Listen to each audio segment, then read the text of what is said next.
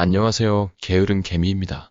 저는 올해 약 2,200만 원의 배당금을 받았고 연말까지 2,700만 원의 배당금을 받을 것으로 예상하고 있습니다. 그럼 지금부터 제가 어떤 종목을 어떤 방식으로 투자했고 배당금이 어떻게 증가해 왔는지 그리고 저만의 배당 투자 원칙에 대해 말씀드리겠습니다. 우선 작년 배당 수입 현황입니다. 저는 2021년 작년 한 해 총 1,736만 원의 배당 수익을 올렸습니다. 국내 주식으로 1,655만 원의 배당을 받았고 미국 주식으로 70만 원의 배당을 받았습니다. 그리고 주식 대여 이자 등으로 10만 원을 받아 총 1,736만 원의 배당 수익을 올렸습니다. 가장 큰 금액은 신영증권과 신영증권 우선주에서 288만 원의 배당금을 받았고 그 다음으로 KTNG에서 223만 원의 배당금을 받았습니다. 그리고 하나사무비, 메리츠금융지주, JB금융지주에서 각각 100만 원이 넘는 배당금을 받았습니다.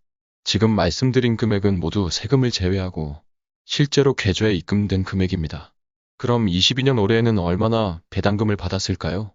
올해는 현재까지 총 2,220만 원의 배당금을 받았습니다. 세금을 제외하고 국내 주식에서 2,187만 원, 해외 주식에서 33만 원의 배당금이 입금되었습니다. 올해 받은 배당금의 종목별 현황입니다. 금호석유 우선주에서 815만 원의 배당금을 받았고 대신증권 우선주로 579만 원을 그리고 하나사무비로 211만 원의 배당금을 받았습니다. 3월 결산인 신영증권의 배당금이 아직 입금되지 않았기 때문에 올해는 조금 더 많이 받을 예정입니다.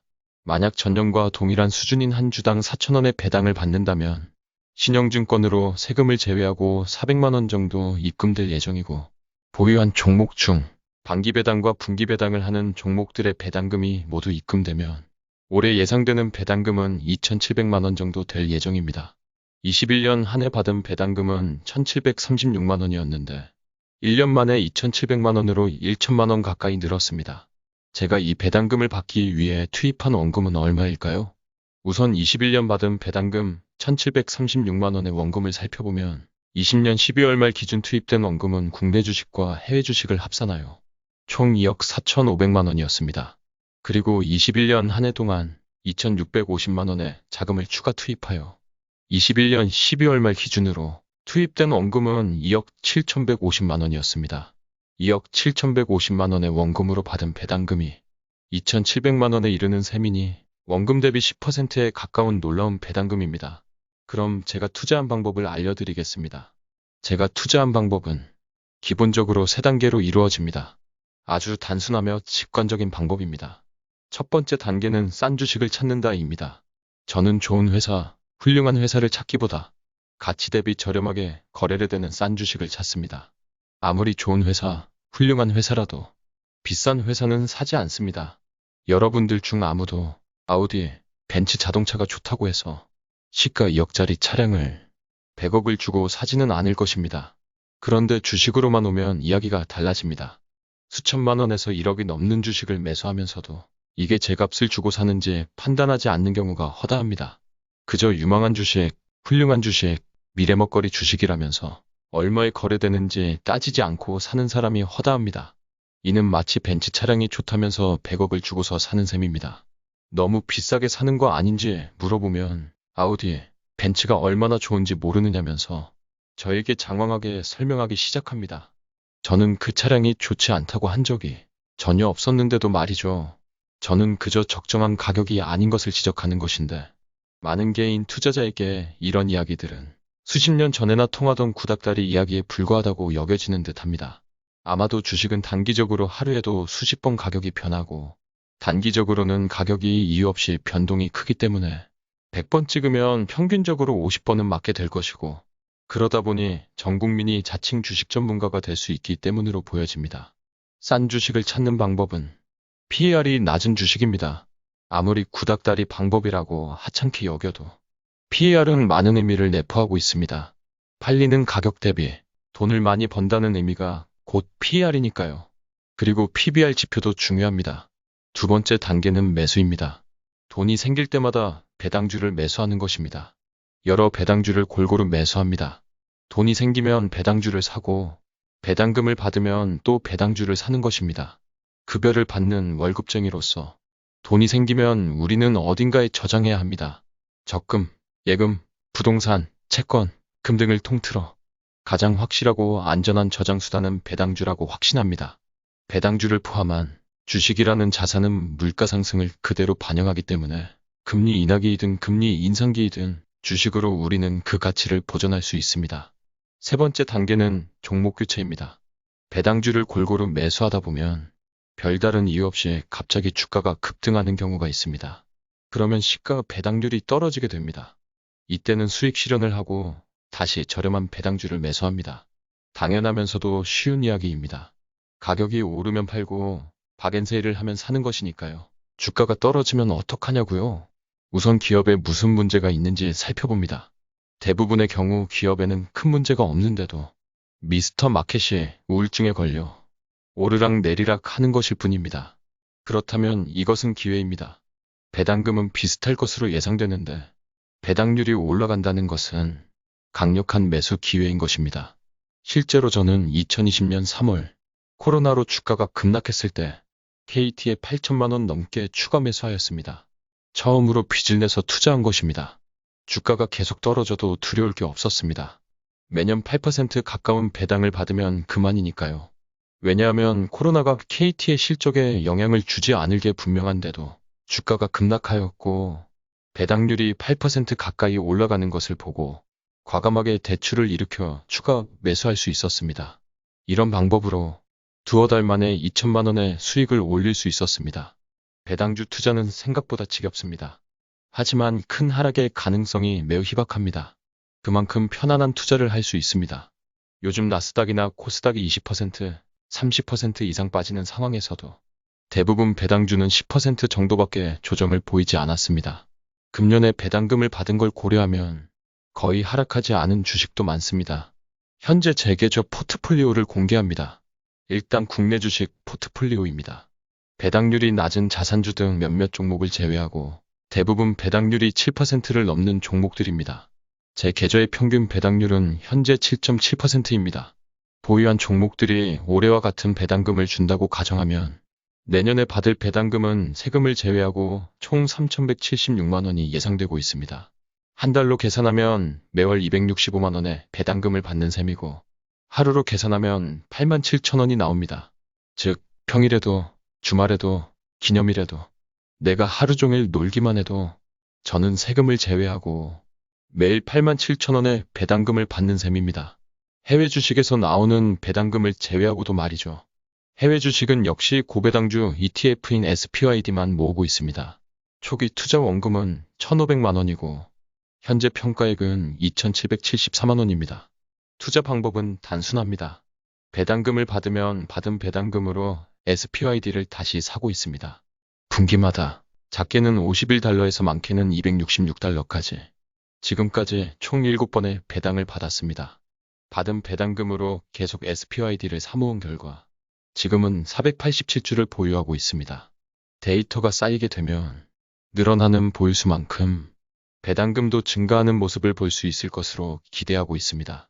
해외 주식은 SPYD만 보유하고 있으며 SPYD에서 연간 총 80만 원을 받는다고 가정하면 내년에는 연간 총 3,250만 원의 배당금을 받게 될 것이고 매월로는 270만 원의 배당금을 받을 것으로 예상되고 있습니다. 혹자는 이렇게 이야기합니다. 배당금보다 주가가 더 떨어지면 손해 아니냐고요. 물론 맞는 말입니다. 배당금을 2,700만 원 받았는데 주가가 3천만 원이 떨어진다면 손해가 맞습니다. 하지만 시간을 길게 보면 그럴 확률은 극히 줄어듭니다. 1년, 2년은 배당금보다 주가가 더 떨어질 수 있습니다. 하지만 10년을 놓고 보면 어떨까요? 5% 배당률로 10년간 배당을 받았는데 주가가 반토막 될 가능성이 얼마나 있을까요? 20년으로 늘려보겠습니다. 5% 배당률로 20년간 배당을 받았는데 주가가 0이 될 리는 없겠죠. 이제 저는 매월 300만 원의 배당을 향해 달려갈 것입니다. 계속해서 돈도 잘 벌고 배당을 잘 주거나 배당과 같은 효과인 자사주를 매입하는 종목을 찾고 돈을 벌 때마다 이런 종목들을 꾸준히 사모을 예정입니다. 받은 배당금으로 다시 배당주를 사면서 지분을 조금씩 늘려가고 보유 주식수가 늘어나면서 배당금은 더 늘어날 것입니다. 배당금이 매월 700만 원에서 800만 원 정도에 이르면 저는 비로소 경제적 자유를 달성할 수 있을 것입니다. 초보자도 하기 쉬운 배당주 투자, 원금 손실을 최소화할 수 있는 안전한 투자. 여러분도 저와 같이 경제적 자유를 이루기 위한 기나 긴 여정을 같이 하시고 싶으시지 않으신가요? 지금까지 게으른 개미였습니다. 오늘 영상이 도움이 되었다면 좋아요와 구독을 부탁드립니다. 감사합니다.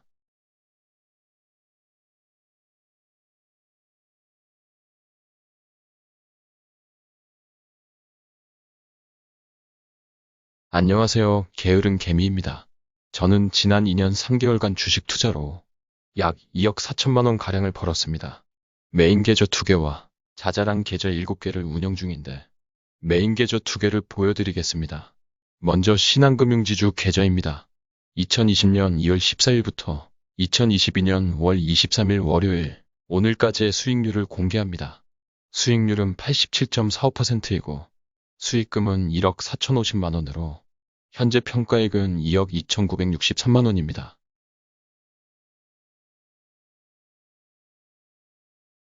두 번째 계좌는 다울투자증권 계좌입니다. 역시 2020년 2월 14일부터 오늘까지 조회해 보겠습니다. 수익률은 147.25%이고 수익금은 9,900만 원입니다. 현재 평가액은 1억 6,145만 원입니다. 두 계좌의 수익금의 합계는 2억 4천만 원 가까이 되고 오늘자 두 계좌의 평가금액 합계는 3억 9천만 원가량 됩니다. 이 두 계좌의 원금 합계는 1억 5천만 원 정도이고 수익금은 2억 4천만 원으로 평가금액은 3억 9천만 원 정도 되는 셈입니다. 방금 공개한 이 두 개의 계좌와 나머지 ISA, IRP 등등 자잘한 계좌 7개를 합한 전체 9개 계좌를 합산하면 원금은 2억 4,600만 원이고 평가금액은 약 4억 8,400만 원으로 수익금은 총 2억 3,800만 원입니다. 나머지 7개 계좌는 거의 수익이 없는 상황이나 마찬가지입니다. 2년 3개월 동안 계좌가 불어나는 과정에서 알게 되어 원칙으로 삼게 된 내용을 오늘 공개하고자 합니다. 그 전에 먼저 제가 2년 3개월 동안 어떤 흐름으로 수익을 얻게 되었는지 말씀드리겠습니다. 앞서 계좌를 공개할 때 저는 2020년 2월 14일부터 오늘까지의 실적을 조회하였습니다. 2020년 2월 14일은 제가 투명하게 제 투자 보고서를 카페와 블로그를 통해 공개하기 시작한 날입니다. 저는 그날부터 투자 보고서를 작성하기 시작하였습니다. 저는 사실 주식 투자는 10여 년 전부터 오랫동안 해왔습니다. 초반 몇 년은 초심자의 행운으로 나름 큰 돈을 벌어서 그 돈을 보태 집을 장만하기도 하였습니다.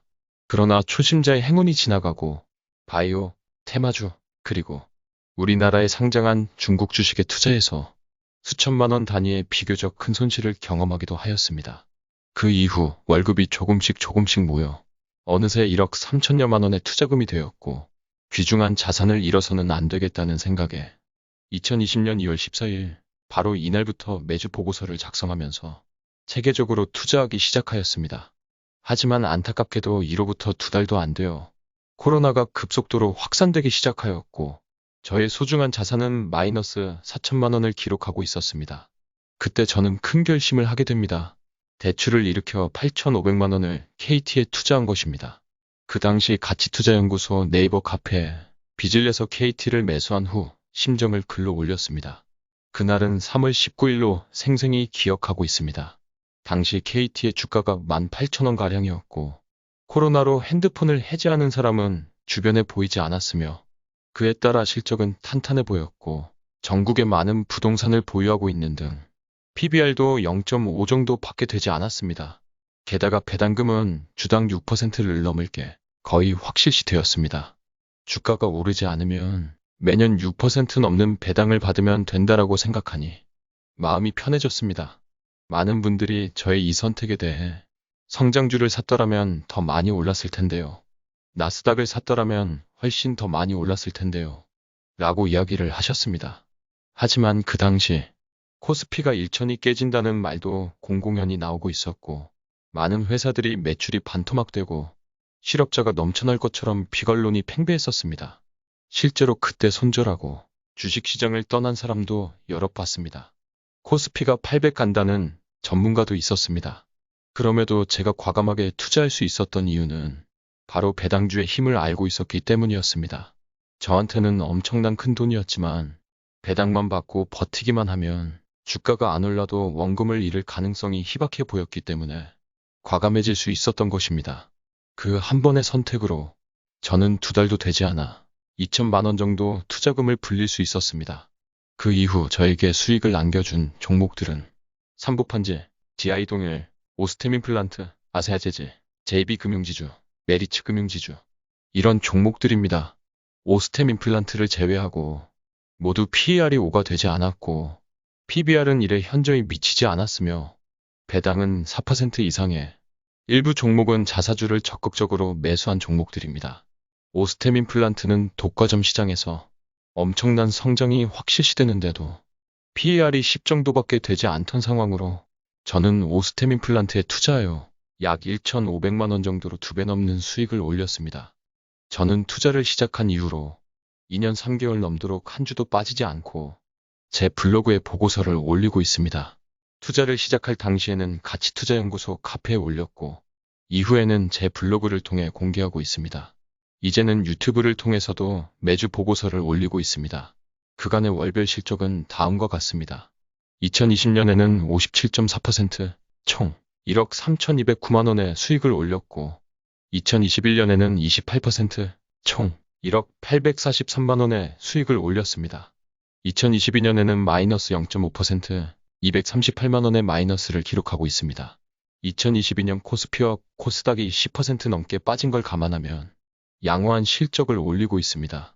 그럼 본론으로 들어가서 지금부터 제가 2년 3개월 동안 몸으로 배운 투자 방법을 공개합니다. 제 방법은 아주 단순하고 지겨울 수 있는 방법입니다.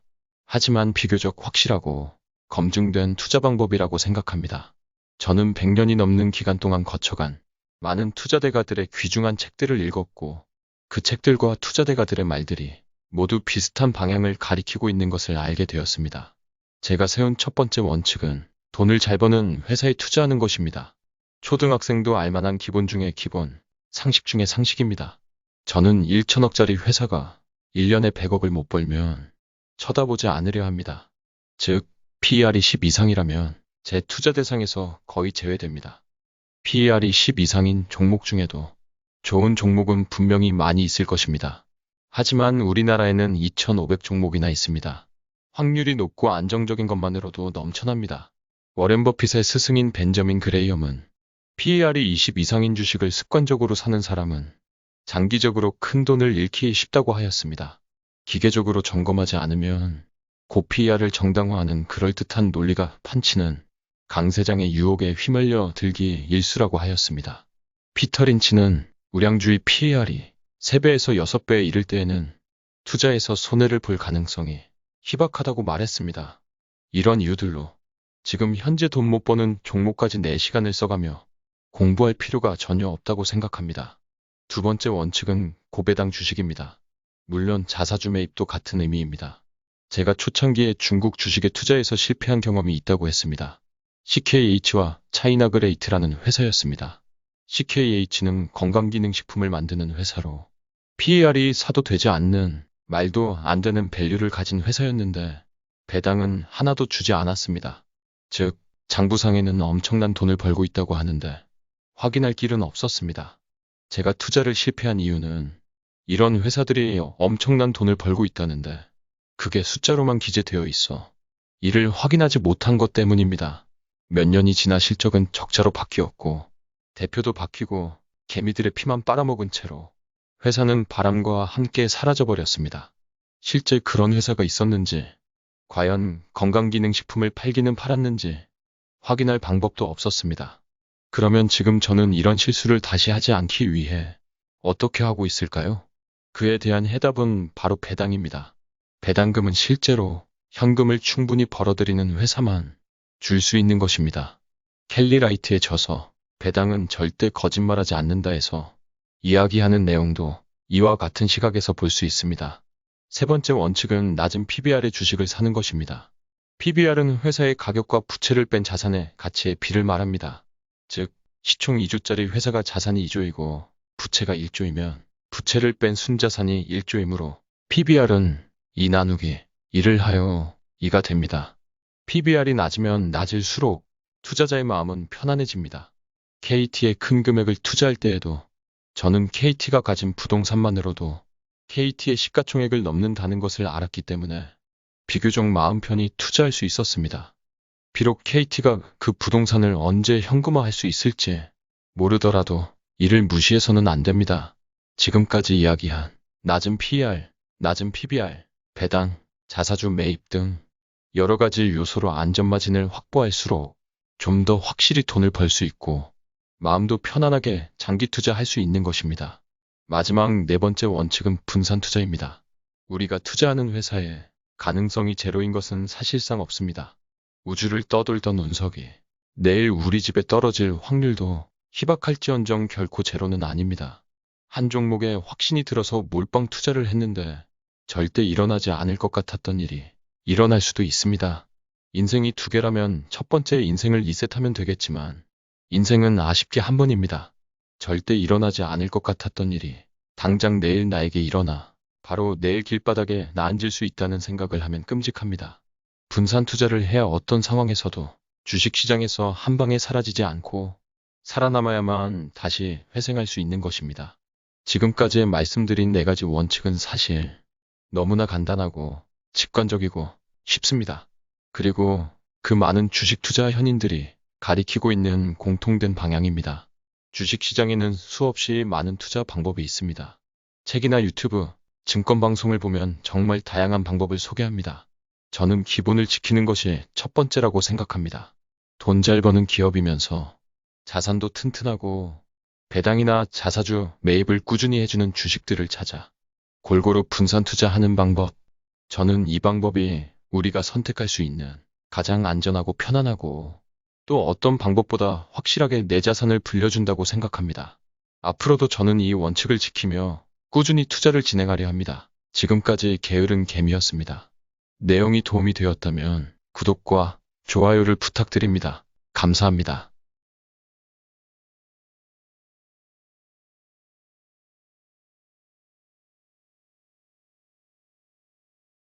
안녕하세요. 게으른 개미입니다. 친한 동생이 저에게 질문을 했습니다. 형, 테슬라 요즘 많이 떨어졌는데 지금 사도 괜찮을까요? 사실 저는 테슬라가 전기자동차와 자율주행 분야에서 엄청 크게 성장하고 있다는 정도만 알고 있었습니다. 그리고 미국 주식은 아직은 제 관심사가 아니었기에 바로 대답을 해줄 수가 없었습니다. 그래서 우선 얼마나 떨어졌는지를 물어봤습니다.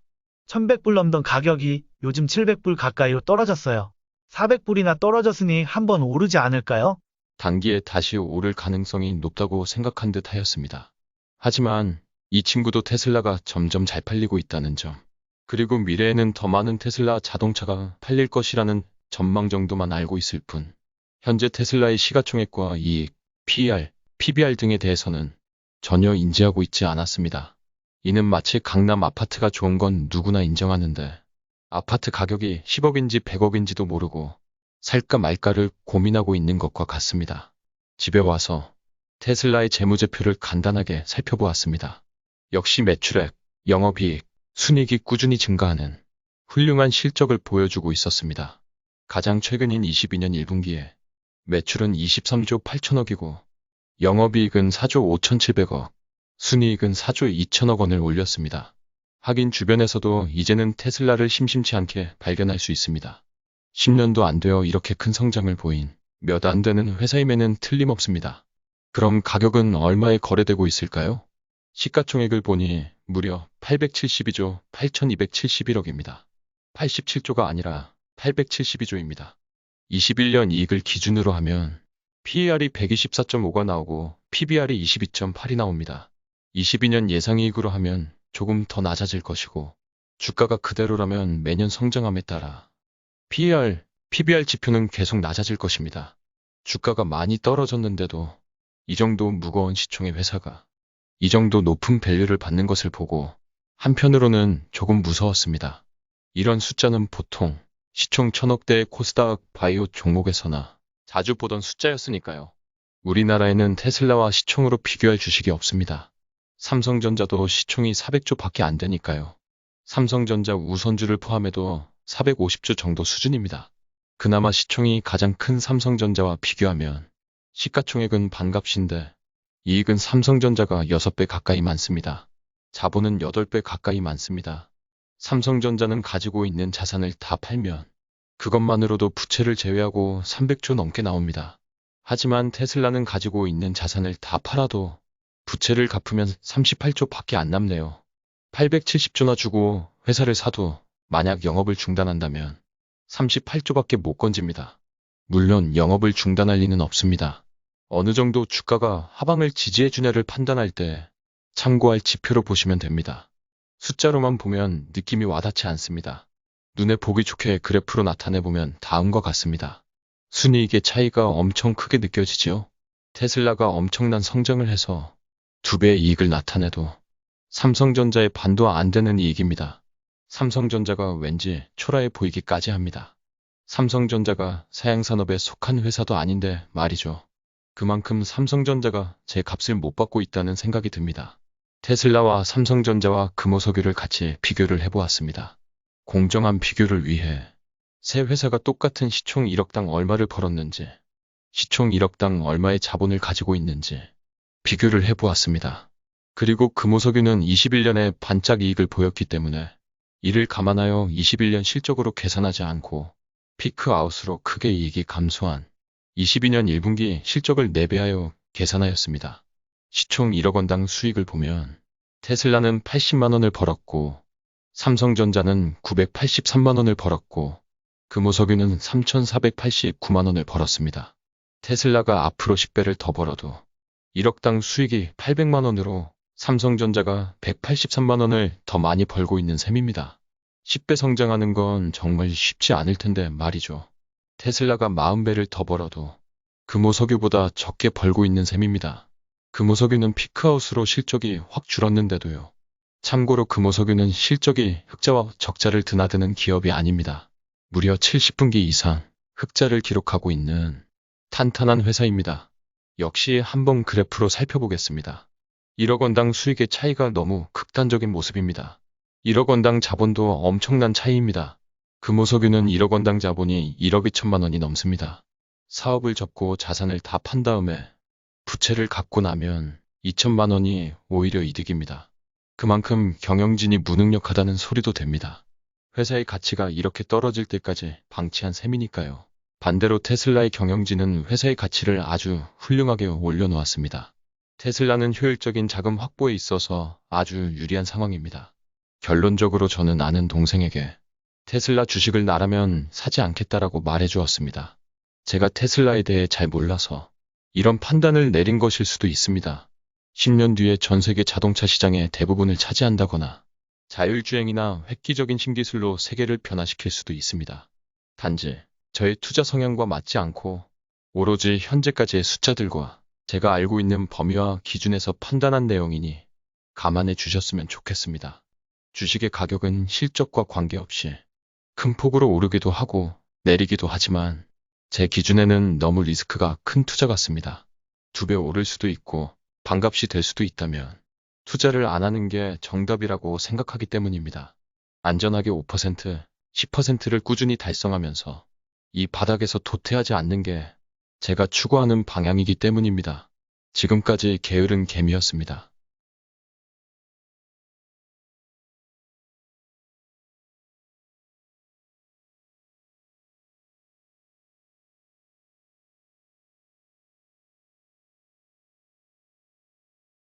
안녕하세요. 게으른 개미입니다. 오늘은 이제 막 배당 투자를 시작한 초보 투자자를 위한 작은 절세 팁 하나를 소개해 드리고자 합니다. 아직 투자금이 수십만 원에서 수백만 원인 분들께 추천합니다. 배당주 투자를 하시는 분들은 대부분 알고 계시겠지만 여러분들이 배당금을 받을 때는 14%의 소득세와 1.4%의 주민세를 원천징수한 후 나머지 금액을 입금받게 됩니다. 즉 어떤 종목을 100주를 가지고 있고 1주당 배당금이 만원이라면 총 배당금은 100만 원이지만 실제 내 통장에는 15.4%의 세금을 제외한 84만 6천 원이 들어오게 됩니다. 그런데 소득세법상 1,000원 미만의 배당에 대해서는 14%의 소득세와 1.4%의 주민세를 면제하여 줍니다. 이를 소액부징수제도라고 하는데요. 즉 배당을 7,100원을 받으면 14%인 소득세는 994원이 되는데 1,000원 미만이므로 세금을 면제하여 줍니다. 즉, 내 통장에는 7,100원이 그대로 입금이 되게 됩니다. 따라서 투자액이 얼마 안 되는 초보자분들은 이를 잘 이용하면 배당 소득세를 안 내고 투자하실 수 있습니다. 맥쿼리 인프라, KTNG, 각종 금융주 등 고배당주를 골고루 1주 10주 정도씩 매수하여 각 종목별로 배당액이 7,100원이 넘지 않도록 하는 방법입니다. 이는 ETF, ELS에도 동일하게 해당됩니다. 다만 미국 주식에는 해당되지 않습니다. 특히 매월 배당을 주는 종목이나 분기에 한 번씩 배당을 주는 종목은 매번 배당 소득이 7,100원만 넘지 않는다면 이에 대한 세금을 안 내도 되니 더 많이 절세 효과를 보실 수 있습니다. 예를 들어 분기 배당을 하는 삼성전자 우선주를 보유하고 있고 보유한 삼성전자 우선주로부터 매 분기별로 배당금이 7,100원을 넘지 않는다면 1년에 4번의 세금 최대 약 4,000원을 안 내도 되는 것입니다. 이제 막 사회생활을 시작했거나 배당 투자를 시작한 초보 투자자분들이라면 괜찮다고 생각이 드는 고배당주를 골고루 선정하여 각 종목당 1주에서 10주 정도 골고루 분산하여 1,000만원 정도 투자할 경우 절세 효과를 최대한 누릴 수 있을 것입니다. 1,000만원의 배당 수익이 4%라면 연 배당 수익은 40만원인데 세금 6만 1,600원을 아낄 수 있습니다. 단, 다른 금융소득이 많아서 연간 금융소득이 2천만원이 넘을 경우에는 금융종합소득과세에는 해당될 수는 있습니다. 아직 투자 금액이 작으신 분들이 고려할 만한 투자법이 아닐까 생각됩니다. 얼마 안 되어 보이지만 작은 것들이 모여서 큰 게 되는 것이니까요. 지금까지 게으른 개미였습니다.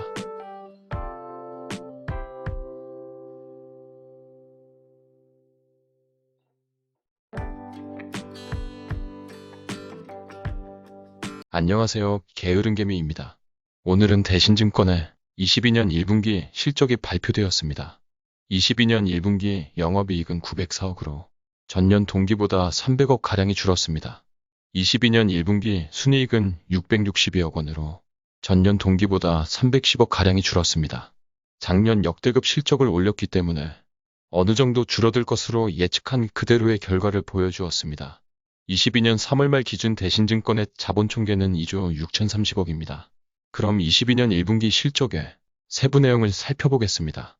세전이익 기준으로 보면 브로커리지 부분이 608억 원의 이익을 기록하였고 IB 부분이 390억 원으로 뒤를 이었습니다. 자회사 중에서는 대신 F&I가 360억 원의 이익으로 가장 큰 비중을 차지하고 있습니다. 작년 엄청난 수익을 올린 DS 한남도 대신 F&I의 자회사입니다. 그리고 대신 자산 신탁이 큰 폭으로 성장하는 점이 두드러 보입니다. 대신증권은 꾸준한 자사주 매입으로 22년 3월 말 기준으로 28.51%의 자사주를 보유하고 있습니다. 대신증권은 비교적 긍정적인 주주 환원 정책을 보이고 있습니다. 배당 성향은 별도 기준 30에서 40% 수준으로 최소 1,200원의 주당 배당금을 공공연히 약속하고 있습니다. 또한 자사주 매입도 시장 상황에 따라 적극적으로 매입하겠다고 하였습니다. 자사주 매입 금액은 배당 성향 30에서 40%에 포함되지 않는다고 하였으니 자사주를 매입할 경우 총 주주환원 비율이 50%를 넘을 수도 있습니다. 대신증권은 지난 주주총회에서 대표이사 명의로 배당 성향과 자사주 매입 등에 대하여 다음과 같이 발표하였습니다. 주주 친화 정책을 명시적으로 발표하였다는 점은 긍정적이나 자사주 소각이라는 말이 없는 점이 정말 아쉽습니다. 언젠가는 소각이라는 말이 나오기를 기대해 봅니다. 대신증권은 지속적으로 자사주 매입을 진행하고 있습니다. 올해에도 4월까지 총 150만 주 270억 원어치의 자사주를 매수하였습니다. 하지만 역시 소각은 없었습니다. 대신 일부 임직원 상여금으로 처분만 있었을 뿐입니다. 이번 주주총회에서는 회사 측의 1,400원 배당안과 주주 측에서 제안한 3,800원 배당안이 안건으로 올라왔었습니다. 결과는 예상대로 회사 측의 1,400원 배당안이 통과되었습니다. 주주들은 6천억 넘는 순이익을 올린 작년에 더 큰 배당을 요구하였으나 불발되었습니다. 실질적인 시총이 1조인 회사가 21년 한 해 6천억을 달성했다는 점은 두 가지로 해석이 됩니다. 한 가지 해석은 회사가 일시적이긴 하지만 그걸 감안하더라도 엄청나게 큰 수익을 올린 점은 칭찬할 만하다는 점입니다. 또 다른 시각은 엄청난 수익에도 불구하고 시가총액이 1조 밖에 안 된다는 점은 경영진의 무능이라고 밖에 볼 수 없다는 시각입니다. 경영진은 폭탄 배당, 자사주 매입, 자사주 소각, 적극적 투자, 적극적 IR 등을 통해 회사의 가치가 적정 수준에 이르도록 노력했어야 합니다. 이런 불만들이 지난 주주총회에서 양홍석 부회장의 이사 선임 투표 결과에서 나타났습니다. 69.26%의 찬성으로 다른 이사에 비해 월등히 낮은 찬성률을 보였습니다. 이렇게 양홍석 부회장이 낮은 득표를 한 원인은 낮은 주가를 방치한 점이 한 원인이고, 또 다른 원인은 욕심이 너무 지나치다는 점도 한몫합니다. 양홍석 부회장은 81년생이고 자녀인 양승주는 2011년생입니다. 이 둘은 수년간 장내 매수를 해오고 있습니다. 쌍디그 또한 양홍석 부회장은 자사주를 상여금으로 받으면서 지속적으로 지분을 늘려오고 있습니다. 자사주로 본인 배만 채우지 말고 자사주의 일부는 소각함으로써 다른 주주들과 같이 상생하는 모습을 보였으면 하는 바람입니다. 지난 수년간 장내 매수 현황과 상여금을 받는 모습은 아주 꾸준합니다. 작게는 몇백 주부터 몇만 주까지 계속해서 지분을 늘려왔습니다. 2011년생인 양승주 군이 증여를 통해 장내 매수하고 양홍석 부회장님이 상여금으로 매년 5만 주, 7만 주씩 가져가시는 걸 보면 정말 부럽습니다. 대신증권의 자회사인 대신자산 신탁은 비교적 최근인 2020년에 인가를 받았습니다. 본사 임대 수익과 부동산 개발 등을 통해 돈맛을 알게 되면서 점점 사업 영역을 넓혀가는 모양새입니다. 대신금융은 안정적인 니치 사업에 집중하고 있습니다. 21년 사업보고서를 보던 중 눈에 띄는 부분을 발견했습니다. 대신송촌문화재단이 5만 1,510주를 수증받았다고 되어 있네요. 누구한테 수증을 받은 건지는 나오지 않네요. 자기 돈으로 스스로 매수한 것인지, 특수관계인이 넘긴 것인지, 혹시 자사주를 넘긴 건 아닌지 한번 확인해 봐야겠습니다. 세부변 동네역을 찾아봐도 자세한 내용은 나오지 않습니다. 자료를 찾아보고 안 나오면 주담에게 한번 전화해 봐야겠습니다. 혹시 이 부분에 대해 내용을 알고 계신 분이 있으시면 저에게 알려주시면 감사하겠습니다. 저에게 알려주시면 댓글 등을 통해 추가로 공유해 드리겠습니다. 마지막으로 대신증권의 밸류에이션을 해보겠습니다. 22년 5월 16일 종가 기준으로 대신증권 본주의 시총은 8,124억이고 우선주 두 종류의 시총은 합계 5,228억입니다. 자사주는 23.6%를 보유하고 있기 때문에 자사주를 제외한 조정 시총은 1조 197억입니다. 22년 1분기 실적을 내배한 22년 실적은 영업이익이 3,621억이고 지배순이익은 2,652억입니다. PER은 영업이익 기준으로는 2.8이고 순이익 기준으로는 3.8입니다. 22년 5월 16일 오늘 대신증권 우선주의 종가는 14,550원이고 21년 배당금 1,450원으로 계산하면 시가 배당률은 10%에 이릅니다. 최소 1,200원의 배당을 약속한 만큼 우선주 기준으로 1,250원을 배당한다면 시가 배당률은 8.6%입니다. 자본 총액이 2조 6,030억이고 조정 시총 1조 197억이므로 PBR은 0.39입니다. 다시 한번 대신증권의 투자 가치를 정리해서 말씀드리겠습니다. 대신증권은 22년 1분기 실적을 기준으로 예상한 PER은 2점에서 3점대이고 현재 PBR은 0.39이며 우선주 기준으로 최소 8.6%의 배당률이 보장되어 있으며 자사주 매입까지 적극적이고 최대 주주가 지분을 수년 넘게 늘려오고 있습니다. 다시 한번 말하지만 시총이 1조인데 분기 900억에 영업이익을 올리고 있습니다. 비슷한 시총대 유명한 다른 종목들을 비교해 볼까요? 많이 언급되는 유명한 종목 중에는 종근당, 더좀비존, 솔로엠, 와하지 엔터테인먼트, 케어젠, ABL바이오, 나이스평가정보 이런 종목이 시총 1조쯤으로 대신증권과 비슷합니다. 저는 이 종목들을 잘 알지 못합니다. 제가 모르는 엄청난 가치가 있을 수도 있습니다. 저는 단지 숫자만 비교하는 것이니 오해가 없으시길 바랍니다. 절대 이 종목들이 투자 가치가 없다는 이야기는 아닙니다. 종근당은 영업이익 250억, 지배순이익 174억, 더좀비주온은 영업이익 143억, 지배순이익 97억, 솔로엠은 영업이익 150억, 지배순이익 104억, YG 엔터테인먼트는 영업이익 61억, 지배순이익 마이너스 1억, 케어젠은 영업이익 84억, 지배순이익 76억, ABL바이오는 영업이익 29억, 순이익 마이너스 86억, NIC 평가 정보는 영업이익 214억, 순이익 156억입니다.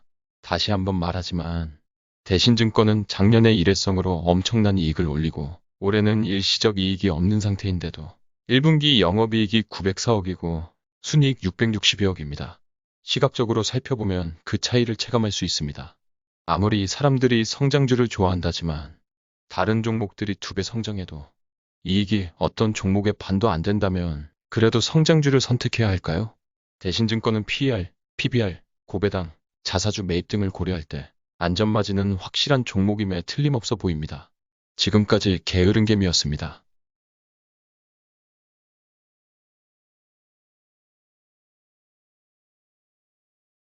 안녕하세요. 게으른 개미입니다. 신영증권이 금일 자사주 매입 취득 공시를 하였습니다. 보통주 10만주, 우선주 5만주를 매입 공시하여 전체 15만주 금액으로는 총 85억 규모입니다. 올해 실적을 살펴보면 영업이익은 1181억 원이고 순이익은 899억 원입니다. 신영증권은 3월 결산법인으로 21년 4월부터 22년 3월까지의 실적입니다. 작년에는 영업이익 2,575억, 순이익 1,961억 원의 엄청난 이익을 기록했고 주당 4,000원의 현금 배당을 하였습니다. 신영증권은 본사 건물을 임대하여 매년 50억에서 60억 원이 넘는 임대 수익을 올리고 있습니다. 참고로 증권사 임대 수익 1등은 대신증권으로 연간 200억이 넘는 임대 수익을 올리고 있습니다. 역시 증권사들은 돈에 박습니다. 많은 증권사들이 돈을 벌어 건물을 사고 임대를 주어 임대 수익을 얻고 있습니다. 땅 짚고 헤엄치기를 하고 있네요. 원종석 대표는 20년 넘게 꾸준히 지분 확대를 하고 있습니다.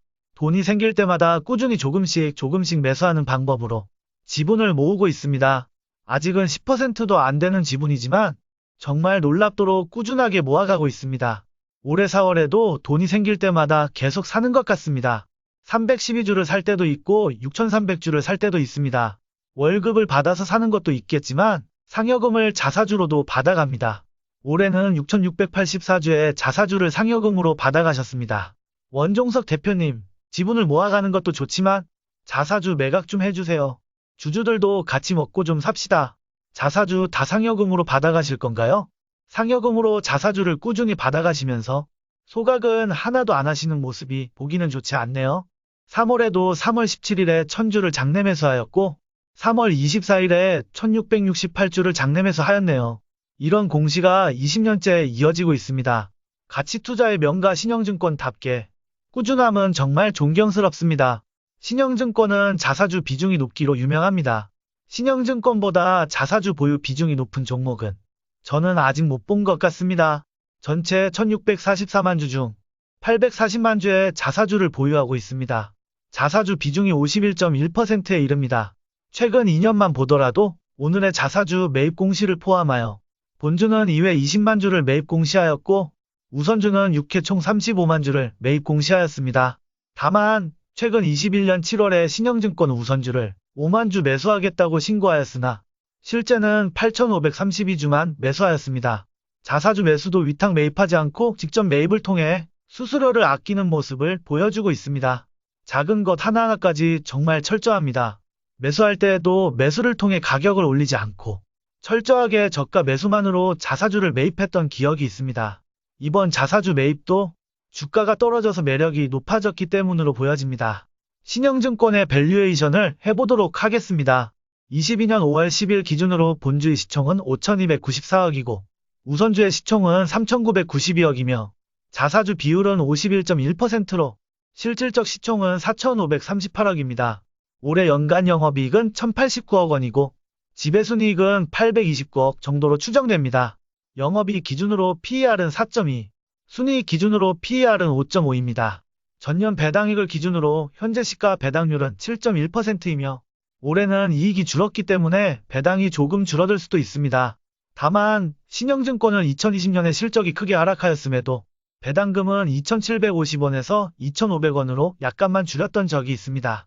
작년 4,000원의 배당을 주었을 당시 배당 총액은 333억으로 올해 순이익이 800억대임을 고려하면 올해에는 전년과 동일한 정도의 배당 여력은 충분합니다. 참고로 신영증권의 PBR은 현재 0.33배에 불과합니다. 벤저민 그레이엄은 시가총액이 청산가치에 현저히 못 미치는 기업에 대해 영업을 유지할 이유가 없다고까지 했었습니다. 무능력의 극치인 거나 마찬가지죠. 청산하면 3배 돈이 생기는데 영업을 계속할 이유가 없는 것입니다. 주주들은 이런 식으로 영업할 거면 영업 그만하고 청산하라고 압박해야 합니다. 대표는 주주들에게 싹싹 빌면서 폭탄 배당 혹은 자사주 매입, 소각을 통해 주가를 올리든 자본을 줄여 자본 효율성을 올려야 함에도 우리나라에서는 무사태평합니다. 하고 싶은 말은 끝도 없지만 더 말하지는 않겠습니다. 아무튼 이런 종목은 주가가 오르지 않으면 3년이고 5년이고 10년이고 배당이나 따박따박 받으면서 세워라 내워라 하면서 기다리다 보면 언젠가는 수익을 주지 않을까 생각해 봅니다. 지금까지 게으른 개미였습니다.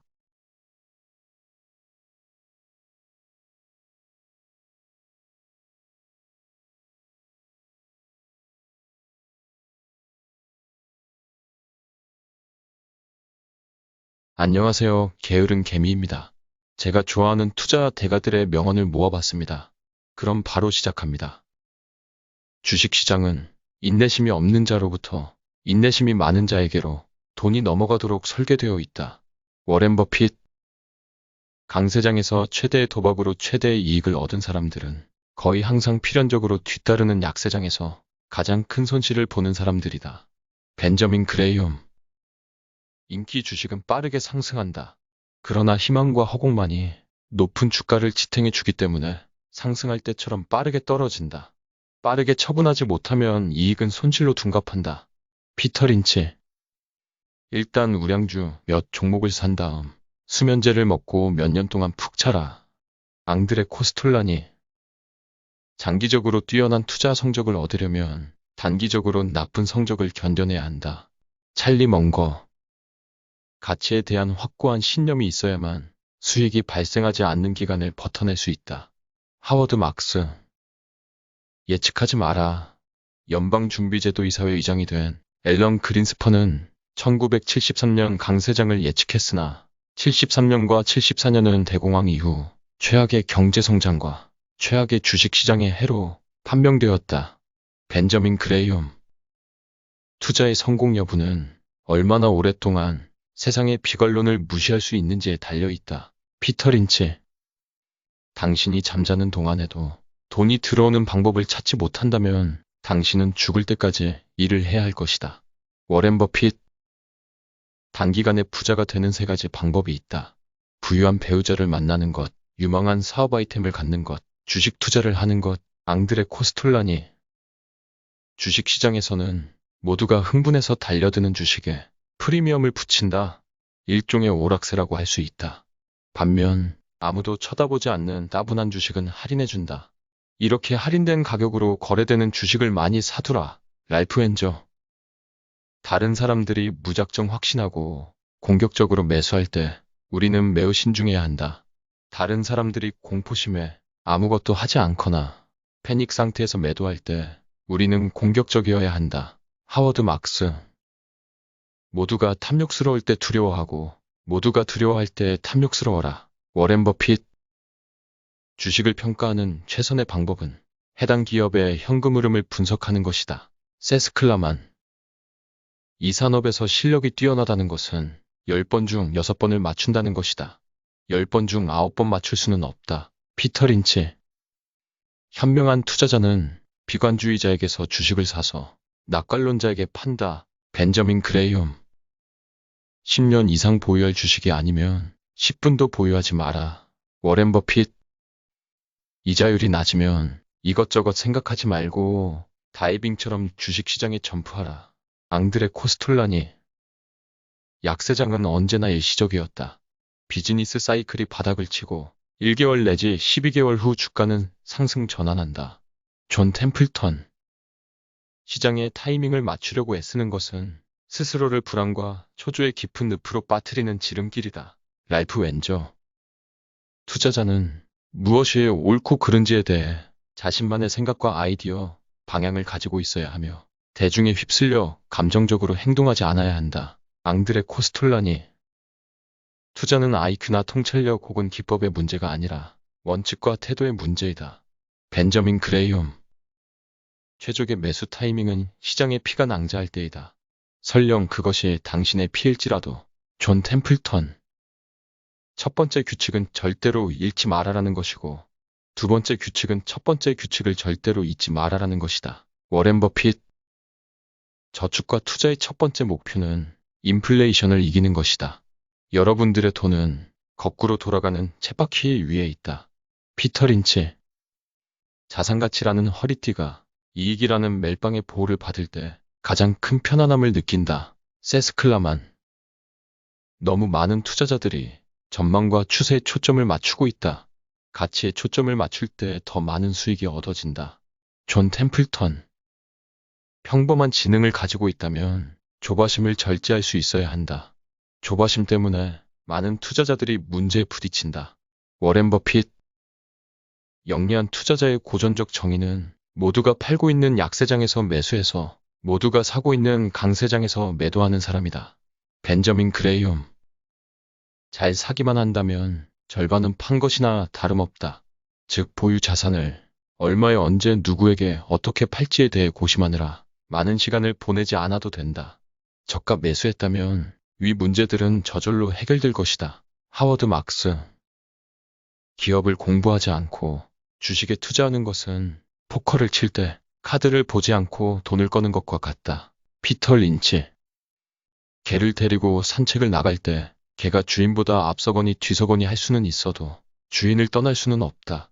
여기서 개는 주식 가격이고 주인은 기업 가치이다. 앙드레 코스톨라니. 우리는 정치와 경제에 대한 예측을 계속 무시할 것이다. 이것들은 투자자와 사업가들의 마음을 흩뜨려 놓는다. 베트남전, 오일 쇼크, 소련 해체, 다우지수 폭락 등을 예측한 사람은 아무도 없었다. 워렌 버핏. 돈이란 헛된 기대에 부풀어 있는 도박꾼으로부터 나와 정확한 확률이 어디인지 아는 사람에게로 흘러 들어간다. 랄프 웬저. 비싼 것보다 싼 것을 꾸준히 매입하기 위해서는 다른 투자자들보다 통찰력에서 앞서야 한다. 그러면 다른 투자자들이 찾을 수 없거나 찾지 않을 것에서 최고의 투자 대상을 발견할 수 있다. 하워드 막스. 주가 하락이 두려워 좋은 가격의 기업을 포기한다면 장기적으로 아주 큰 대가를 치를 것이다. 피터 린치. 좋은 회사의 가장 기본적인 정의는 지출하는 것보다 더 많은 현금을 창출하는 것이다. 좋은 경영자는 그 현금을 생산적 용도에 투입하는 방법을 지속적으로 찾는다. 벤저민 그레이엄.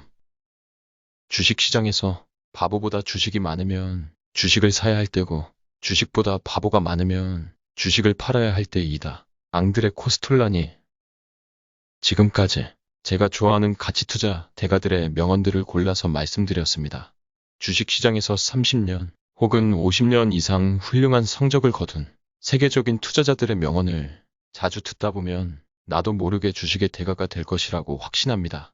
투자에 있어 마음을 다잡을 때, 주식이 어렵다고 느껴질 때, 혹은 주가가 계속해서 하락할 때, 생각보다 큰 수익을 얻었을 때, 어려울 때나 기쁠 때나 투자의 대가들의 가르침을 자주 듣고 그 뜻을 되새긴다면 성공 투자에 한 발자국 더 나아갈 수 있을 것입니다. 지금까지 게으른 개미였습니다. 안녕하세요. 게으른 개미입니다. 오늘은 제가 가장 큰 비중으로 보유하고 있는 금호석유가 22년 1분기 실적을 발표하였습니다. 피크아웃으로 21년보다 실적이 떨어질 것은 확실했는데 어느 정도 실적을 보였는지 한번 살펴보겠습니다. 다른 건 다 건너뛰고 우리가 알고 싶은 영업이익과 당기순이익만 살펴보겠습니다. 영업이익은 4,491억 원, 당기순이익은 3,732억 원입니다. 1분기 예상치가 영업이익 4,000억, 순이익이 3,300억 원 정도였는데 예측치보다 약 10% 정도 어닝 서프라이즈를 나타내었습니다. 참고로 올해 예상 배당은 9,294원으로 표시되어 있네요. 솔직히 저 정도만 주어도 만족할 것 같습니다. 만약 올해 받은 배당금으로 모두 금호석유를 샀다면 한 주당 배당 금액이 9,294원으로 줄더라도 보유 수량이 늘어서 총 배당금은 올해와 비슷하겠네요. 자본이 1천억 정도 늘어서 약 5조 2천억 원으로 실질 시총인 4조 2,792억 원으로 PBR을 계산하면 PBR은 0.82가 되겠습니다. 금호석유처럼 청산가치보다 싸면서 이 정도 이익을 뽑아내고 주주환원도 높은 기업은 전 세계적으로도 드물지 않을까 생각합니다. 그럼 22년 1분기 실적을 사업 부문별로 살펴보겠습니다. 먼저 가장 큰 매출과 영업이익을 차지하는 합성고무입니다. 전년 대비 이익이 절반 넘게 줄었습니다. MB라텍스의 스프레드가 작년의 말도 안 되게 높았기 때문에 정상화된 것으로 보면 될 듯합니다. 이미 5월에 접어들었기 때문에 2분기 사업 전망은 4월의 실적이 어느 정도 녹아들어 있다고 보여집니다. 부타디에는 고무의 원료로 쓰이기 때문에 2분기 가격 약세와 타이어용 범용 고무의 견조한 수요가 예상된다는 말로 보아 합성고무 쪽은 2분기 좋은 실적을 나타낼 듯 합니다. 다만 MB라텍스는 약세가 지속된다고 하니 2분기는 1분기보다 약간 좋은 실적을 보이지 않을까 예상해봅니다. 다음은 합성수지 부문입니다. 합성수지는 플라스틱을 말합니다. 원재료가 되는 SM, 즉 스티렌 모노머는 약 보합세로 원재료 가격은 우호적이지만 제품 수요의 약세로 시장 가격도 약보합세로 예측되어 금호석유의 합성수지 부문 실적은 2분기도 비슷하지 않을까 생각해봅니다. 다음은 페놀유도체 부문입니다. 페놀유도체는 금호석유의 100% 자회사인 금호-PMB 화학이 담당하고 있습니다. 금호-PMB 화학은 페놀과 아세톤으로부터 BPA와 에폭시로 이어지는 페놀유도체 수직 계열화를 이뤄 경쟁력을 갖추고 있습니다. 보다시피 30% 이상 영업이익률을 뽑아내는 것만 봐도 경쟁력을 갖추고 있는 점을 볼 수 있습니다. 아쉽게도 중국의 코로나 봉쇄로 수요가 위축되어 가격 약세가 지속되는 듯합니다. 중국 코로나 봉쇄는 결국 얼마 지나지 않아 풀릴 것이고 수요가 늘어나면 영업이익률이 높은 만큼 실적 성장에 큰 도움이 될 것으로 기대합니다. 다음은 EPDM입니다. 금호석유의 100% 자회사인 금호폴리캠이 담당하고 있습니다. EDPM 부문은 엄청난 성장세를 보여주고 있습니다. 영업이익이 전년 동기 대비 4배 가까이 성장했고 전분기 대비 2배나 성장했습니다. 영업이익률도 20%를 넘었네요. EPDM은 기능성 합성고무로 전기차, 수소차 등 친환경 자동차의 다양한 부품에 사용된다고 합니다. 계속해서 성장해 나갈 것으로 기대가 됩니다. 다음은 기타 부분입니다. 정밀화학, 에너지, 기타 부분으로 이루어져 있는데 전분기에 좋지 않아서 걱정했는데 다행히 세 부분 모두 다시 성장하는 모습을 보여주었네요. 금호석유는 크게 합성고무와 합성수지 부분이 제일 큰 비중을 차지하고 있는데 두 부분 모두 수출이 내수보다 훨씬 큰 비중을 차지합니다. 합성고무는 84%, 합성수지는 69%를 수출이 차지하고 있습니다. 최근 고환율이 지속되는 점도 이익률을 높이는 데 도움을 주는 것 같습니다. 지금도 환율은 계속 올라가고 있어서 수출 금액은 우호적입니다. 금호석유는 아시아나항공, 대우건설, KDB생명보험의 지분을 가지고 있습니다. 지난번 주주총회에서 지분 매각을 추진하겠다고 했는데 아시아나 항공 지분이 1,400억 정도, 대우건설이 900억 정도로 총 2,300억 정도 됩니다. 또 한 가지 주가의 우호적인 점은 금호석유는 22년 3월 21일부터 1,500억 원어치 자사주 매입을 진행하고 있다는 점입니다. 실질 시가총액의 3%가 넘는 수량입니다. 현재까지 630억 가량 매수를 완료하였고 아직도 870억 가량 더 자사주를 매입할 예정입니다. 매일 17,000주씩 자사주를 매입하고 있는 모습입니다. 오늘 종가 기준으로 17,000주씩 매수할 경우 매일 27억 원 정도 매수하게 되고 870억 가량 더 매수하는 데에는 30일이 거래일이 소요되므로 한 달 반에서 2달 가량이 소요될 전망입니다. 이렇게 취득한 자사주는 소각하겠다라고 공시하였기 때문에 아마 6월 말 또는 7월 초쯤 자사주 소각에 맞춰 다시 한번 급등을 기대해 볼만 합니다. 22년 5월 4일 오늘 기준으로 1분기 실적을 바탕으로 22년 예상 실질 PER을 구해보겠습니다. 본주의 시총은 4조 7,867억 원이고 우선주의 시총은 2,927억입니다. 보유하고 있는 자사주는 15.8%이기 때문에 자사주를 제외한 실질 시총은 4조 2,792억 원입니다. 1분기 실적이 지속된다고 가정하고 계산해 보겠습니다. 22년 지배부분 순이익은 1조 4,928억이고 22년 지배부분 영업이익은 1조 7,959억 원입니다. 순이익 기준 22년 예상 PER은 2.9이고 영업이익 기준 22년 예상 PER은 2.4가 나오네요. 21년 배당금을 기준으로 한 시가배당률은 금호석유 우선주 기준으로 10.4%입니다. 피크아웃으로 실적이 떨어졌는데 PER은 2점대이고 PBR은 0.82입니다. 게다가 배당금은 우선주 기준으로 현주가 대비 10.4%에 육박하며 본주는 1,500억 원대 자사주를 매입 중에 있고 매입 후 자사주는 소각할 예정입니다.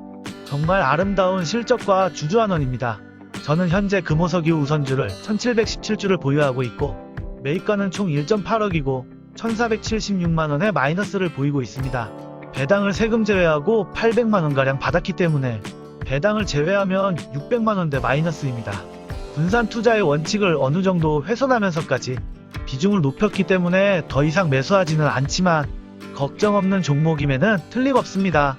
오늘 에디슨 EV의 파산 신청 공시가 떴습니다. 에디슨 EV의 실적을 한번 볼까요? 온통 빨간색이네요. 애초에 이런 종목은 쳐다보지 말아야 합니다. 엄청난 청사진을 그리는 종목일수록 빨간색일 가능성이 높습니다. 왜냐하면 사업을 통해서 돈을 못 버는 주식은 주식을 찍어서 팔아서라도 돈을 벌어야 살아남을 수 있기 때문이죠. 여러분이 가진 바이오, AI, 메타버스 등등 청사진을 그리는 종목이 온통 빨간색인지 아닌지 한번 확인할 필요가 있습니다. 우리나라에는 2,000 종목이 넘는 종목이 상장되어 있습니다. 하루에 한 종목만 공부해도 6년이 넘게 걸립니다.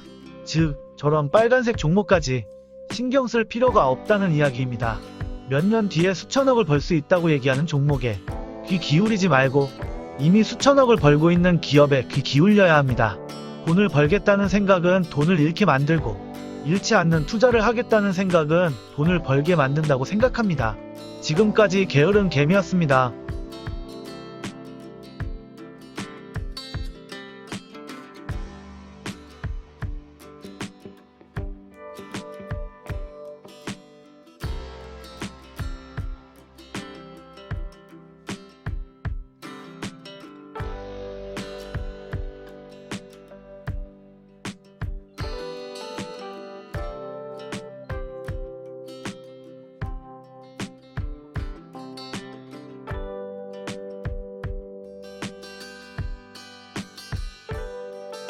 안녕하세요. 게으른 개미입니다. 오늘은 제가 유일하게 가지고 있는 미국 주식 이야기입니다. 저는 안정적인 포트 유지 차원에서 미국 주식에 일부 투자를 하고 있습니다. 다만 개별 주식에는 투자하지 않고 여러 종목을 모아놓은 ETF에 투자하고 있습니다. 왜냐하면 미국 개별 주식까지 공부할 능력이 부족하다고 느꼈기 때문에 자동으로 리밸런싱을 해주는 ETF를 선택했습니다. 게다가 제가 투자할 당시 미국 ETF는 우리나라보다 연 수수료도 훨씬 저렴했습니다. 지금은 우리나라도 많이 저렴해지고는 있습니다. 제가 선택한 ETF는 바로 SPYD ETF인데요. 이 종목은 무엇이고 어떻게 구성되어 있으며 왜 이 종목을 골랐는지 그리고 얼마를 투자해서 현재 얼마인지를 말씀드리겠습니다. 우선 SPYD는 하나의 회사가 아니라 여러 종목을 묶은 ETF입니다. 미국 주식을 하고 계신 분들은 아마 SPY에 대해서는 잘 알고 계셨거나 들어보셨을 겁니다. SPY는 S&P 500 지수를 추종하는 ETF입니다.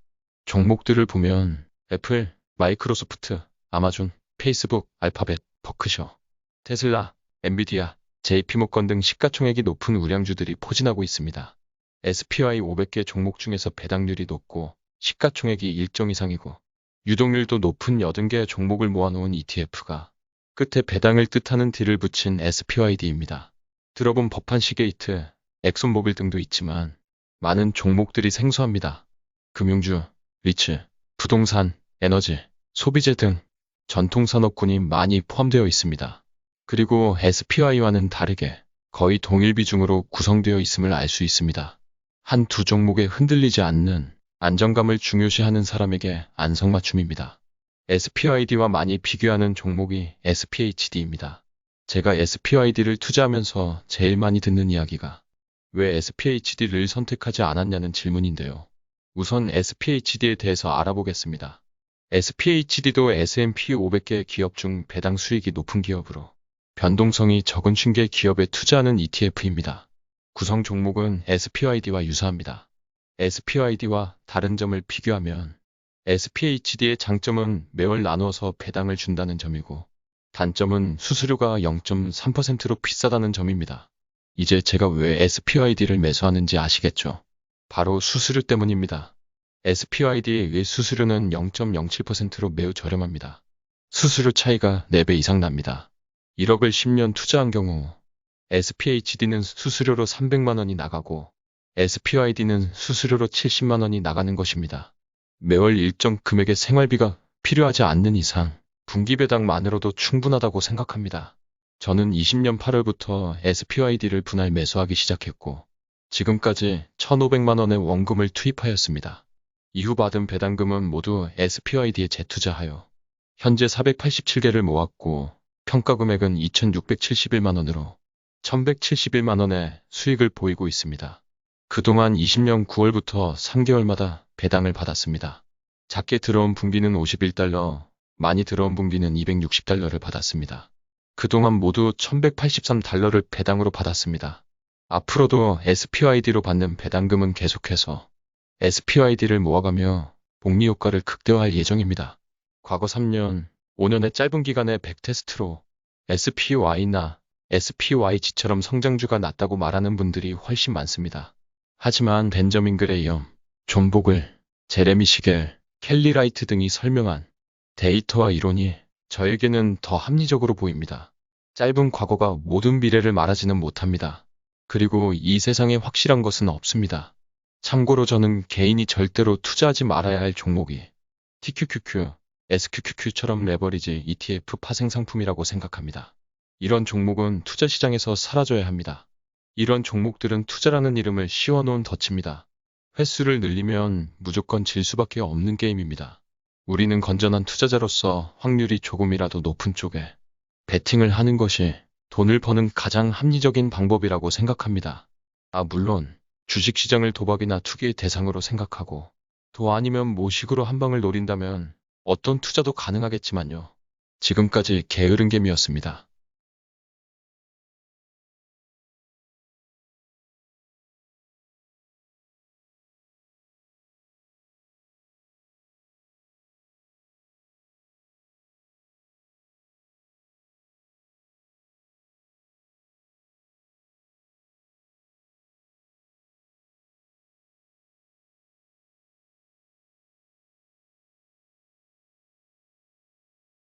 안녕하세요. 게으른 개미입니다.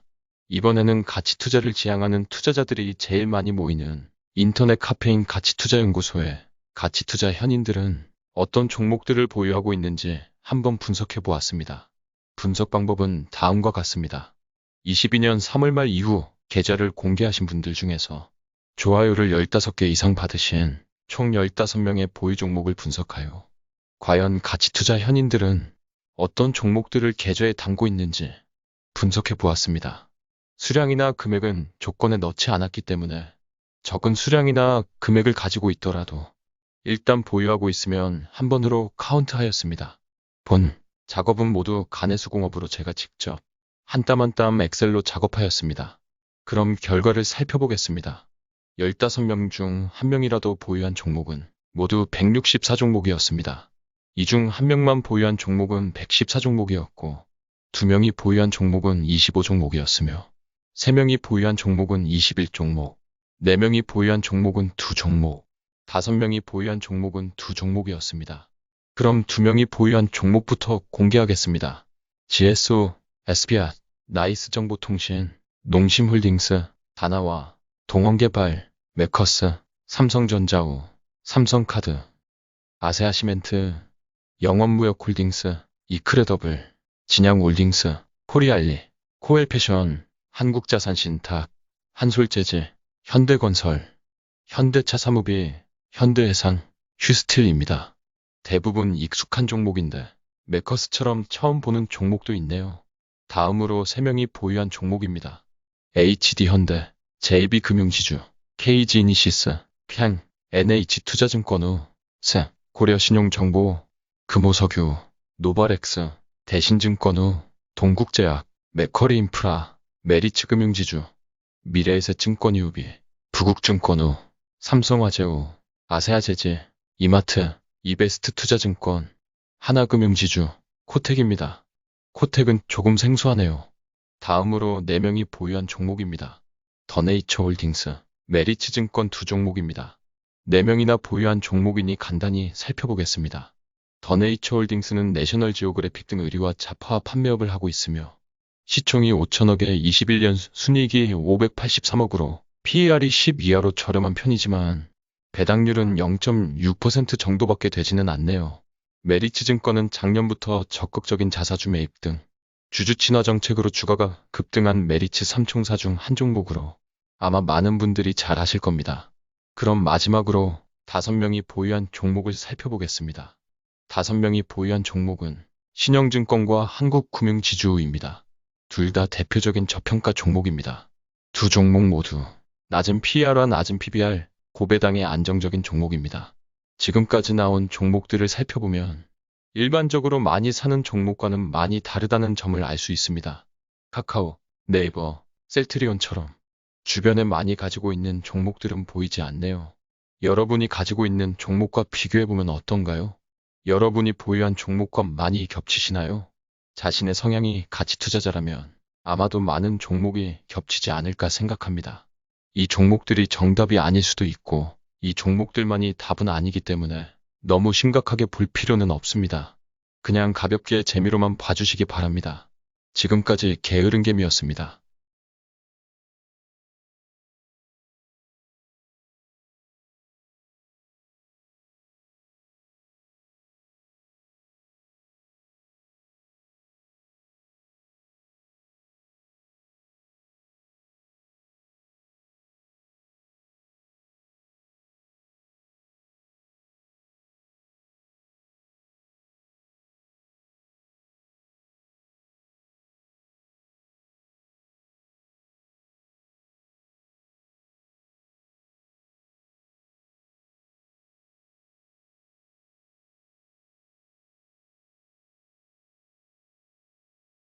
가상화폐에 투자하는 이유. 안녕하세요. 게으른 개미입니다. 이번에는 제가 가상화폐에 투자하는 이유에 대해 말씀드리고자 합니다. 제 기억에 제가 가상화폐에 투자한 시기는 2016년쯤으로 생각이 됩니다. 그 전부터 저는 화폐 시스템에 대해 관심이 많아서 다양한 책과 다큐멘터리 등을 찾아보는 취미를 가지고 있었습니다.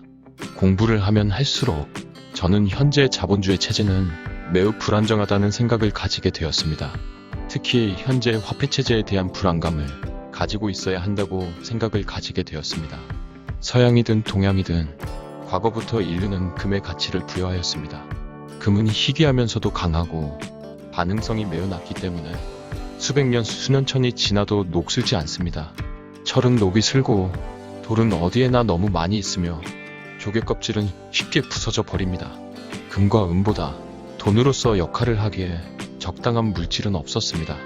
아주 오래전 사람들은 금을 들고 다니기에 위험하기 때문에 튼튼한 금고를 가진 사람에게 수수료를 내고서 금을 맡겼습니다. 그리고 금을 맡겼다는 증서를 받았습니다. 금 1kg을 맡겼다는 증서는 최초의 종이 돈이었습니다. 그리고 얼마 지나지 않아 사람들은 금을 주고 받고 하는 게 아니라 이 증서를 주고 받는 게 편하다는 것을 알게 되었습니다. 튼튼한 금고를 가진 사람은 최초의 은행이 되었습니다. 은행은 금 수백 킬로그램을 가지고 있었고 이 금은 자기 돈이 아니었지만 금을 맡긴 사람들은 금을 거의 찾으러 오지 않았습니다. 그저 증서들만 주고받고 할 뿐이었습니다. 은행은 머리를 굴리기 시작합니다. 증서를 마구마구 만들어서 사용할 수 있다는 것을 깨달은 것입니다. 하지만 실제 금보다 더 많이 증서를 찍어냈기 때문에 어느 순간 사람들은 내 금을 찾을 수 있을까 하는 의문을 가지게 되었고 우르르 은행에 금을 찾으러 몰려가게 됩니다. 결국 은행은 뱅크런을 맞게 되는 것입니다. 다시 사람들은 종이 증서, 즉 종이돈은 값어치가 없으며 금이야말로 진짜 돈이라는 것을 다시 깨닫고 금으로 거래하는 형태로 돌아가게 됩니다. 이처럼 고대, 중세, 현대에 이르기까지 그리고 동양과 서양을 막론하고 지금까지 만들어졌던 수백, 수천 종의 종이돈들을 조사해본 결과 모든 종이돈들은 하나같이 그 끝이 똑같았다고 합니다. 단 하나의 예외도 없이 모든 종이돈들은 하이퍼인플레이션으로 종말을 맞이한 것입니다. 즉, 종이돈들은 처음에는 가치를 가지지만 계속해서 발행량이 늘어나게 되고 결국엔 종이돈의 가치가 떨어져 화폐로서의 가치가 없어진 것입니다. 이런 역사가 수백, 수천 번 모든 장소에서 반복되어 왔던 것입니다. 달러는 예외일 수 있을까요? 우리 원화는 예외일 수 있을까요? 아마도 여러분들은 최근에 달러를 너무 많이 찍어서 주가가 오른다 또는 달러를 너무 많이 발행해서 물가가 오른다는 이야기를 많이 들었을 것입니다. 그러나 이 이야기는 절대로 코로나 시대만의 이야기가 아닌 것입니다. 수십, 수백, 수천 년 전부터 계속되어 왔던 것입니다. 그리고 저는 10년 전 이러한 사실을 알게 되었고 일정 자산을 금으로 가지고 있었습니다. 실제 금은 여러 가지 제약이 있기 때문에 실제 금이 아니라 금 통장을 통해서 가지고 있었습니다. 원화든 달러든 엔화든 유로화든 화폐는 결국 휴지 조각이 될 것이라 믿었기 때문입니다. 물론 그때가 100년 뒤가 될지 10년 뒤가 될지 5년 뒤가 될지는 모르는 것입니다. 그 확률이 0.001%라도 저는 우리 가족이 길바닥에 나앉는 경우를 원하지 않았습니다.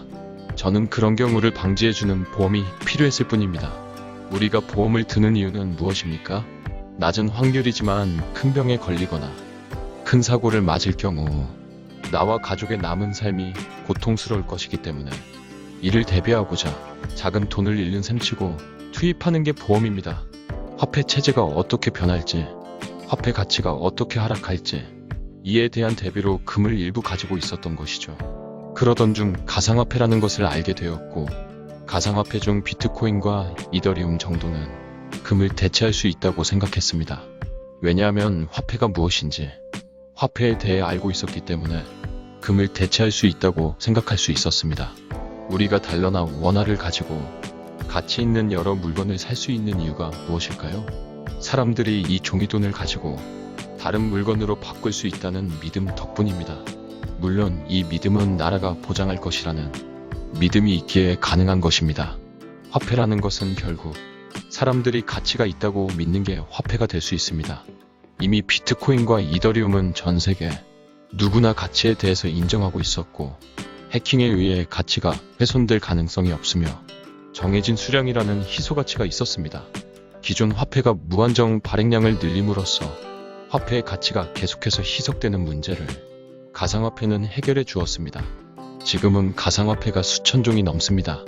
이러한 가상화폐의 거래량과 시가총액은 사람들이 실제 가치가 있다고 믿는 크기와 비례합니다.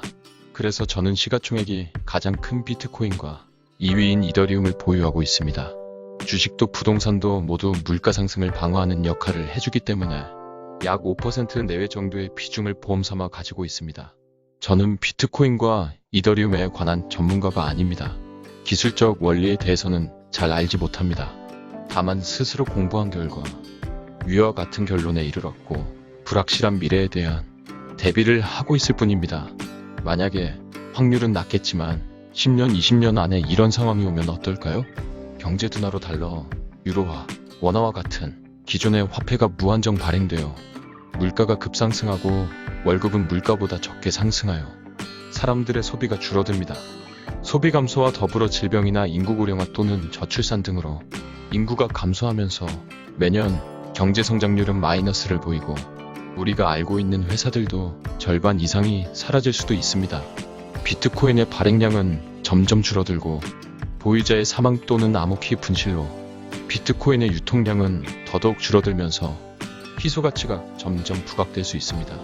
이런 베네수엘라 같은 상황이 전 세계 여러 곳에서 발생한다면 그 가치는 급격하게 상승할 수도 있는 것입니다. 저는 비트코인과 이더리움을 수년간 여러 번에 나누어 총 1,500만 원어치를 매수하여 가지고 있습니다. 최근 가치는 조금 하락하여 5,500만 원 정도의 가치를 나타내고 있습니다. 이더리움은 8.34개를 스테이킹해 놓았습니다.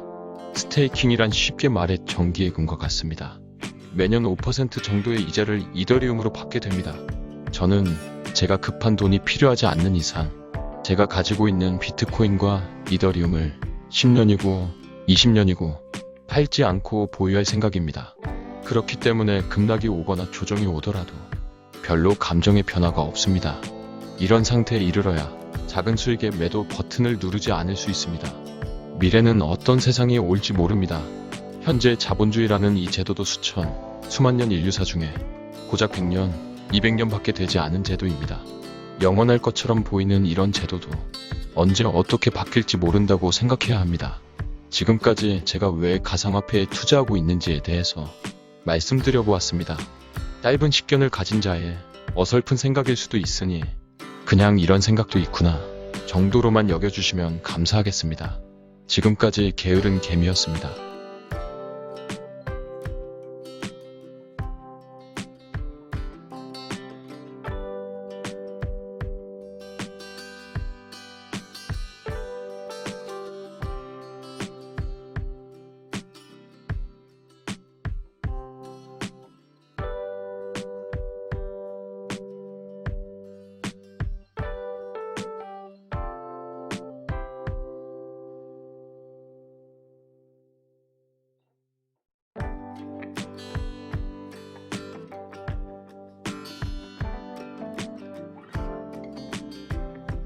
안녕하세요. 게으른 개미입니다. 오늘은 관심 종목 중 한 종목을 공부해 보고자 합니다. 기업명은 우리기술투자입니다. 기업명에서 알 수 있듯이 벤처나 신기술에 투자하는 벤처캐피탈 회사입니다. IT, 바이오 등 다양한 회사에 투자하고 있는데 두나무라는 회사를 주목해 보아야 합니다. 두나무를 살펴보기 전에 눈에 익은 회사가 하나 보였습니다. 우리기술투자가 투자한 네오사피엔스입니다. 제가 유튜브를 만들 때 AI 목소리를 만들어주는 타이캐스트라는 사이트를 활용하는데 타이캐스트를 개발한 회사가 바로 네오사피엔스입니다. 네오사피엔스에 15억을 투자해서 10%의 지분을 가지고 있네요. 아직은 적자지만 어떻게 성장할지 기대가 됩니다. 다시 두나무로 돌아가 보겠습니다. 두나무는 국내 최대 가상화폐 거래소인 업비트를 운영하는 회사입니다. 업비트는 저도 사용하고 있고 국내 가상화폐 거래 시장의 70%에서 80% 정도를 점유하고 있습니다. 우리기술투자는 지난 2015년에 두나무 주식 256만 5천 주를 56억 원에 매입해 현재 지분 7.59%를 보유하고 있습니다. 최근 가상화폐 거래가 폭발적으로 증가함에 따라 엄청난 실적을 거두었습니다. 두나무의 21년 영업이익이 무려 3조 2,700억 원이고 당기순이익이 무려 2조 2,400억 원입니다. 두나무의 기업 가치를 대략 13조에서 20조로 보고 있다고 하는데 그러면 우리기술투자가 보유한 두나무의 보유지분 가치만 1조 500억 원에서 1조 5천억 원대가 되는 것입니다. 시총 7,100억 원대인 우리기술투자는 이러한 두나무 실적의 반영으로 영업이익 7,930억, 순이익 6,200억을 달성했습니다. 시총이 7,100억 원대인데 영업이익이 무려 7,930억이고 순이익이 무려 6,200억이네요. 이 정도 이익에 이 정도 지분 가치면 안전마진은 충분해 보입니다.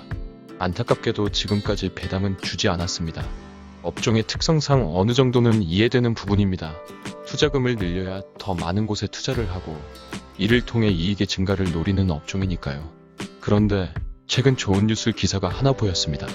우리기술투자는 3월 30일 정기 주주총회에서 두나무 지분 매각을 검토하고 있으며 실현손익을 자사주 매입, 주주배당 등 주주환원 정책에 적극 활용하겠다고 밝혔다고 합니다.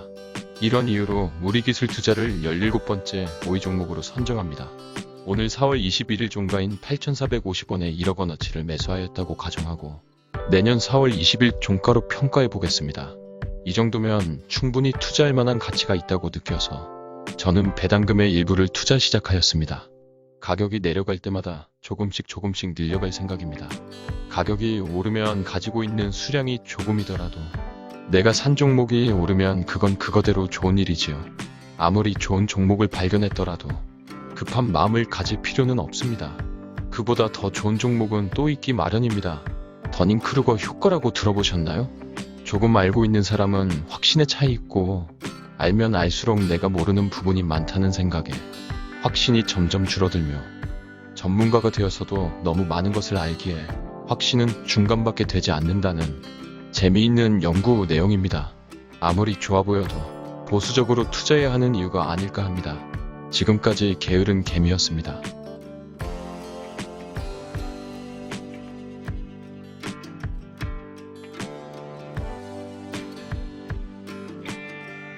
마음이 편안한 투자.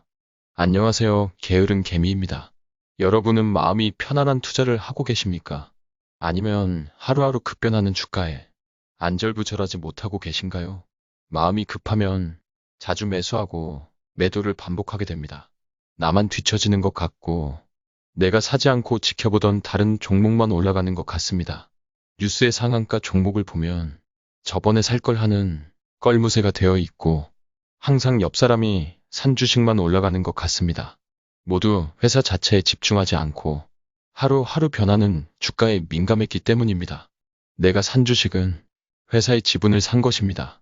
그리고 그 회사는 오늘도 내일도 큰 변함없이 매출을 만들어내고 이익을 만들어내고 있습니다. 제가 가장 큰 비중으로 가지고 있는 금호석유 우선주를 가지고 설명해 보겠습니다. 저는 금호석유 우선주를 1717주를 가지고 있습니다.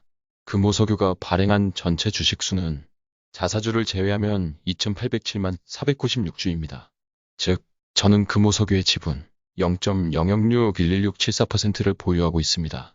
금호석유는 22년 약 1조 2천억 원 전후에 이익을 보일 것으로 예상되고 있습니다. 계산 편의상 1조 2천억으로 하겠습니다. 이런 예상치는 증권사에서 열심히 분석해주고 있고 우리는 네이버 등에서 쉽게 볼 수 있습니다. 22년 1조 2천억의 이익 중 0.00611674%는 내 이익인 셈입니다. 계산하면 7,340만 원의 이익은 제 것인 셈입니다. 현재 금호석유의 주당 가격은 97,000원이고 저는 1억 6,600만 원어치를 가지고 있는데 올해 7,340만 원을 버는 것입니다. 1억 6,600만 원을 투자하고 아무것도 안 했는데 내 회사가 7천만 원 넘게 이익을 만들어내고 있는 것입니다. 365일로 나누면 얼마가 나올까요? 20만 1천 원이 나옵니다. 금호석유는 내가 놀고 먹고 하는 주말에도 매일 20만 1천 원을 벌어서 나에게 가져다 주고 있습니다. 어제도, 오늘도, 내일도, 주가가 떨어진 날도 금호석유는 20만 1천 원을 벌었을 것입니다. 하루만 자고 아침에 일어나면 여지없이 20만 1천 원을 벌었다는 이야기입니다.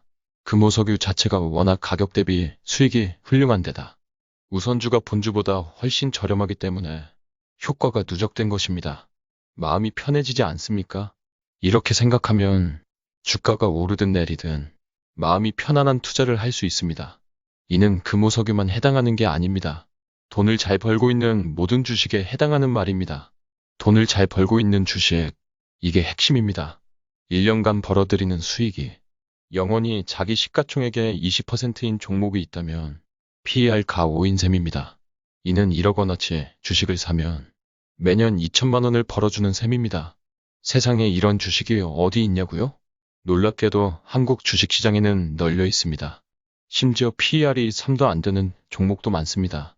워런 버핏, 피터 린치와 함께 월스트리트 3대 전설 중 하나인 존 네프는 다음과 같이 말했습니다. PER이야말로 주식시장 최고의 심판관이다. 고민될 때는 주저없이 저 PER주만 사라. 저 PER주가 확실한 결과를 가져다 준다는 본질은 영원하다. 존 네프는 31년간 연평균 13.7% 수익률을 달성한 투자자입니다. 그는 스스로를 저퍼 투자자라고 말하고 다닌 투자자입니다. 한국 주식시장에는 PER이 5도 안 되면서 5% 이상 고배당을 주는 종목도 수두룩합니다. 사실 PER가 5도 안 될 정도로 돈을 많이 벌고 있는데 배당을 5%안 주는 것이 더 이상할 수도 있겠네요. PER가 5라는 것은 시가총액의 20%를 벌었다는 소리고 시가배당이 5%라는 소리는 시가총액의 5%를 배당했다는 소리니 벌어들인 돈의 25% 배당하는 것이고 이것은 그리 큰 금액도 아니니까요. 우리가 할 일은 적당히 분산해 놓고 세워라 내워라 하는 일 뿐입니다. 그러다 주가가 너무 많이 올라서 배당 수익률이 줄어들고 PER가 올라가면 매도하고 다시 저렴한 주식을 골라서 사기만 하면 됩니다. 한, 두 종목 실패하더라도 수십 종목으로 분산 투자를 했다면 큰 문제가 되지 않습니다. 여전히 마음 편한 투자를 할 수 있을 것입니다. 저는 100% 확실하게 돈 버는 방법은 모릅니다. 하지만 반대로 거의 100% 확실하게 잃는 방법은 알고 있습니다. 그것은 매일매일 매수와 매도를 반복하는 것입니다. 그러면 수수료와 세금으로 야금야금 원금이 사라질 것입니다.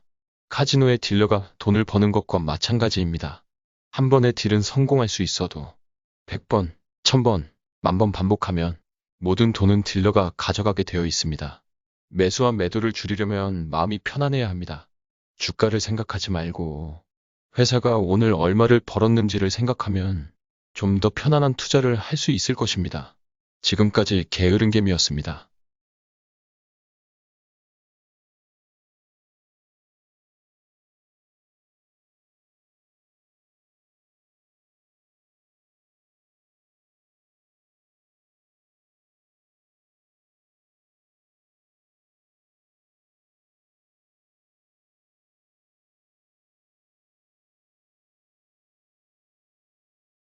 안녕하세요. 게으른개미입니다. 오늘은 제가 경제적 자유를 이루기 위한 목표와 현재 어느 종목 목표에 이르렀는지에 대하여 정리해 보고자 합니다. 저는 2030년까지 현금 자산 20억을 모으고 부부가 같이 은퇴하는 게 목표입니다. 우리가 살 집 하나와 현금 자산 20억이면 일을 하지 않고도 자산이 줄어들지 않으면서 나름 풍족한 삶을 살 수 있을 것이라 생각했기 때문입니다. 20억이면 다양한 배당주들로 분산 투자하고 4%대의 배당을 받을 생각입니다. 그러면 각종 세금을 제외하고도 연 8천만 원 정도 되기 때문에 우리의 소비 성향이면 사는데 충분하지 않을까 생각합니다. 저는 직장을 다니기 시작한 2007년부터 매년 자산의 현황을 기록해 왔습니다. 2007년 입사할 당시 저는 거의 무일푼으로 독립을 시작했습니다. 초기 10년여간은 자산의 증가 속도가 빠르지 않았습니다. 2019년까지 약 13년이 지나 6억 원 정도가 되었습니다. 이 기간 동안의 자산은 맞벌이 근로소득의 영향이 제일 컸고 다음은 주식 투자로 얻은 수익의 영향이 컸습니다. 그러다가 2020년 코로나 발생으로 주가가 급락하였습니다. 저는 이때 부채를 이용하여 투자금을 대폭 증가한 덕에 2년 만에 순자산이 6억에서 12억으로 2배가 되었습니다. 2년간의 기록은 제 네이버 블로그에 그대로 담겨 있으니 관심 있는 분들은 참고하시기 바랍니다. 이때부터 저는 카페, 블로그에 매주 보고서를 올리고 있습니다. 물론 주식 외에도 모든 자산이 뻥튀기가 되었습니다. 집값도 거의 2배가 되었고 가상화폐는 무려 6배나 오르기도 하였습니다. 급격한 상승 때문이었는지 올해는 집값과 가상화폐가 조금 하락하여 약간 마이너스를 보이고 있습니다.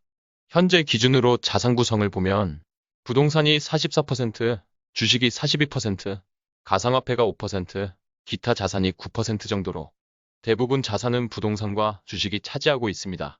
가상화폐에 투자한 이유는 제가 여러 차례 블로그에서 말한 적이 있습니다. 나중에 기회가 되면 다시 정리해 보도록 하겠습니다. 다시 저의 목표로 돌아가서 2030년까지 부동산을 제외하고 금융자산만으로 20억을 달성하기 위해서는 연평균 12.9%의 자산의 증가가 필요합니다. 22년 말 기준으로 우선 7.6억을 달성하는 게 목표입니다. 현재 6.9억 정도로 올해 7천만 원 정도가 더 필요합니다. 급여, 배당금, 가상화폐 가치의 상승도 중요하지만 주식 가치의 상승이 절실히 필요한 상황입니다. 그래도 안심이 되는 부분은 2030년 퇴직할 시점에는 저희 부부의 퇴직금이라는 비장의 무기가 있기 때문에 일단 목표에 가까이라도 다가가려고 최선을 다해보려 합니다. 노력에도 불구하고 도저히 달성이 안 되면 2031년에 퇴직하면 그만이니 편안하게 생각하려 합니다. 목표만 바라보고 너무 아끼면서 즐기지 못하는 생활을 하지는 않을 겁니다. 누구에게나 그렇듯 현재 이 시간을 행복하게 보내는 게 중요하니까요. 올해는 현재까지 총 960만 원의 배당금을 받았습니다. 총 9개의 계좌들이 스스로 열심히 일을 해서 수익을 가져다 주고 있습니다. 1번은 와이프 주력 계좌, 2번은 저희 주력 계좌, 3번은 해외 주식 계좌, 4번은 와이프 ISA 계좌, 5번은 저희 ISA 계좌, 6번은 와이프 IRP 계좌, 7번은 저희 IRP 계좌, 8번, 9번은 두 자녀의 계좌입니다. 계좌를 분산하는 목적은 세금을 줄이기 위해서입니다. 배당 투자를 하다 보면 언젠가는 금융소득 종합과세자가 되겠지만 우선 최대한 늦추고 ISA, IRP 등 절세 계좌를 최대한 활용하고 있습니다. 작년 한 해 동안 받은 배당금은 세금을 제외하고 1,735만 원이었습니다. 올해는 2천만 원을 가뿐히 넘길 수 있을 듯 합니다. 세후 8천만 원이 되어 경제적 자유를 이루는 날까지 투자를 계속해 나가려 합니다. 부동산을 제외한 현금자산 20억 목표액 중 22년 4월 13일 현재 기준 현금자산은 6.9억으로 현재 경제적 자유 달성도는 34.5%입니다. 보시다시피 얼마 전 유튜브를 시작했는데 블로그 글까지 깔끔해지는 부가적인 효과가 있네요. 뭐든 도전해보는 건 좋은 일인 것 같습니다. 해보고 안 되면 안 하면 되니까요. 도전해보면 안 될 때도 많지만 그 속에서 무언가 하나씩은 배우는 것 같습니다. 그리고 그동안 경제적 자유라는 머나먼 여정에 홀로 써있는 기분이었는데 요즘은 블로그, 인스타그램, 유튜브를 통해 공개하면서부터는 여러분과 같이 걸어가는 기분입니다. 서로 응원하면서 서로의 목표를 이루었으면 좋겠습니다. 그럼 다음에 또 뵙겠습니다. 지금까지 게으른개미였습니다. 안녕하세요. 게으른개미입니다. 제가 자주 가는 한 투자 카페에 올라온 한 배당 투자자의 글을 소개합니다. 매달 100만 원씩 배당주에 투자한 결과 10년간 연평균 수익이 26%를 넘겼습니다. 원금은 1억 2,400만 원인데 이익이 4억 가까이 됩니다. 고배당주들은 하방이 막혀 있고 상방은 열려 있다 보니 골고루 사놓고 급등하는 종목만 계속 교체해도 연간 수익률이 높아지는 것입니다. 앞으로 30년간 연평균 20%를 달성하고 자산 1000억을 목표로 하신다고 합니다. 이러한 목표는 한 번이라도 연수익률 마이너스 50%를 찍으면 절대 달성할 수 없습니다. 배당주 투자는 절대 손해보지 않겠다는 보수적 투자자에게 제격입니다. 아이러니하게도 보수적일수록 수익률이 높습니다. 성장주 투자로 2배 수익을 올려도 한 번 마이너스 50%를 기록하면 원금으로 되돌아옵니다. 성장주의 다른 말은 돈을 못 버는 주식입니다. 성장주의 또 다른 말은 앞으로 돈 많이 벌 테니 나한테 배당받을 생각 말고 네 돈 좀 투자해주라고 손 벌리는 주식입니다. 글을 올리신 분의 보유 종목들은 두 글자만 보고도 어떤 종목인지 다 알만합니다. 특별한 종목에 답이 있는 게 아닙니다. 누구나 다 아는 배당 종목 여러 개를 적당히 하락했을 때 매수하고 기다리기만 하면 됩니다. 쓸데없는 복잡한 회계 지식도 불필요합니다. 한글만 읽을 줄 알면 누구나 할 수 있는 투자 방법입니다. 배당주 투자의 장점 중 하나는 걱정이 없다는 것입니다. 주가가 떨어지면 배당만 받아도 됩니다. 1년 배당을 받다 보면 어느새 받은 배당이 원금을 초과하게 됩니다. 저도 지난 2년간 배당 투자로 거의 원금의 2배를 불렸습니다. 아직도 싸고 싼 고배당 주식은 널려 있습니다. 주변 분들에게 아무리 이야기해줘도 속휘의 경읽기입니다. 며칠 안가 2차전지, 바이오, 수소, 메타버스 등 PER 50짜리 배당도 안 주는 종목을 사고 내일 팔까 모레 팔까 이러고 있습니다. 이건 투자가 아니라 도박입니다. 저도 15년 정도 온갖 투자를 다 해보았습니다. 바이오도 해봤고 차트도 그려봤고 펀드, 원유 선물, 금 투자, 12, BW, 테마주, 엔젤 투자 다 해보고 돌고 돌아 깨달았습니다. 이런 소중한 글들을 지속적으로 읽고 원칙으로 삼으려 머리에 되새김으로써 내 것으로 만들어야 합니다. 지금까지 게으른 개미였습니다.